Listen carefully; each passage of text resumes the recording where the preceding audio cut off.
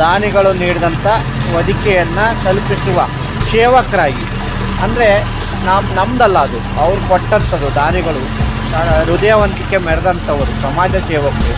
ಅವರು ಏನು ಕೊಟ್ಟಿದ್ದಾರೆ, ಅವ್ರು ಕೊಟ್ಟಿರೋದನ್ನ ನಾವು ಅಂಥ ಒಂದು ವೃದ್ಧರಿಗೆ, ಅಂಗವಿಕಲರಿಗೆ, ನಿರ್ಗತಿಕರಿಗೆ ಕೊಡೋ ಕೆಲಸ ಮಾಡ್ತಾಯಿದ್ದೀವಿ. ಅಂದರೆ ಅವ್ರಿಗೆ ಕಲ್ಪಿಸುವಂಥ ಒಂದು ಕೆಲಸವನ್ನು ಮಾಡ್ತಾಯಿದ್ದೀವಿ. ಅವರು ಈಗ ಹವಾಮಾನದಲ್ಲಿ ಭಾರಿ ಬದಲಾವಣೆ ಆಗಿದೆ, ವಿಪರೀತ ಚಳಿ ಬೀಳ್ತಾ ಇದೆ.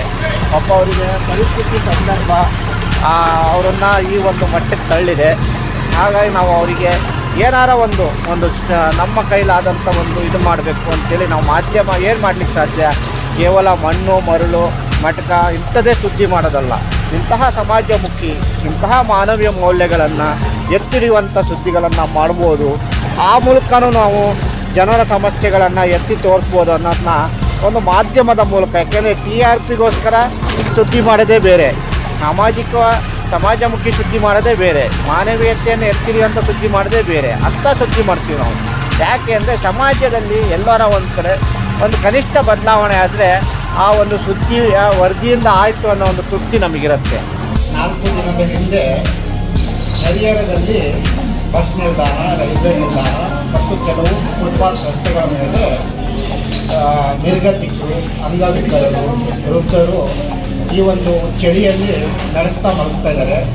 ಅವರಿಗೆ ಹೊದಿಕೆಯ ಒಂದು ವ್ಯವಸ್ಥೆಯನ್ನು ಮಾಡಿಕೊಡಿ ಅಂತೇಳಿ ನಾವು ಮಾನವೀಯ ಮೌಲ್ಯವನ್ನು ಹೊಂದಿದಂಥ ಹೃದಯವಂತ ಮತ್ತು ಹೃದಯ ಶ್ರೀಮಂತಿಗೆ ಇರ್ತಕ್ಕಂಥ ಜನರಲ್ಲಿ ನಾವು ನಮ್ಮ ಒಂದು ಮಾಧ್ಯಮದ ಮೂಲಕ ಮನವಿ ಮಾಡ್ಕೊಂಡಿದ್ದೀವಿ.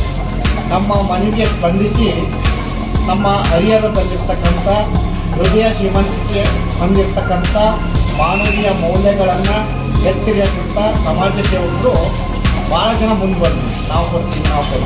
ಆದರೆ ನಾವು ಪ್ರತಿಯೊಬ್ಬರಿಂದ ಒಂದು ಹೊದಿಕೆ ಮಾತ್ರ ಕೊಡೋದಾದರೆ ನಾವು ತೆಗೆದುಕೊಳ್ತೀವಿ ಅಂತ ಅವರಲ್ಲಿ ನಾವು ರಿಕ್ವೆಸ್ಟ್ ಮಾಡ್ಬೋದು. ಅಂದರೆ ಯಾರೋ ಒಬ್ಬರು ನಾವೇ ಕೊಡ್ತೀವಿ, ಅದು ಎಷ್ಟು ಜನ ಇದ್ದಾವೆ ಅಂತ ಮುಂದೆ ಬಂದರೆ ನಾವು ಅದು ಸ್ವೀಕರಿಸಲ್ಲ.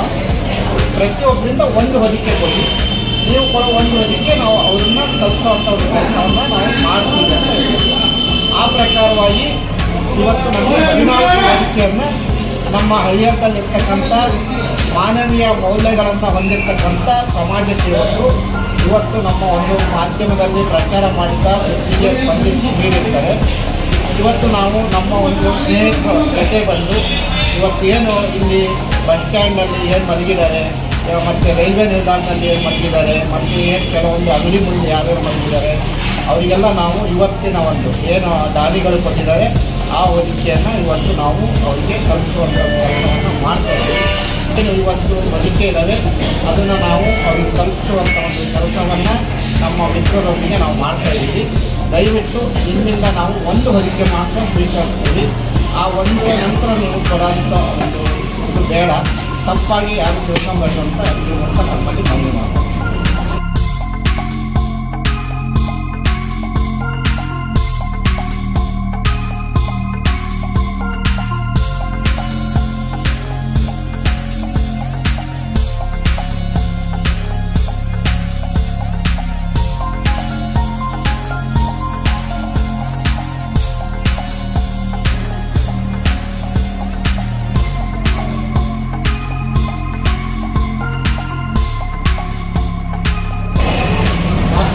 ಬೆಡ್ಶೀಟ್ ಖುಷಿಯಾಗಿರೋ ದೇವ್ರ ತಂಗಿ ನಿನಗೆ ಅವ್ರಿಗೆ ನಮಸ್ಕಾರ ಮಾಡ ಅವ್ರಿಗೆ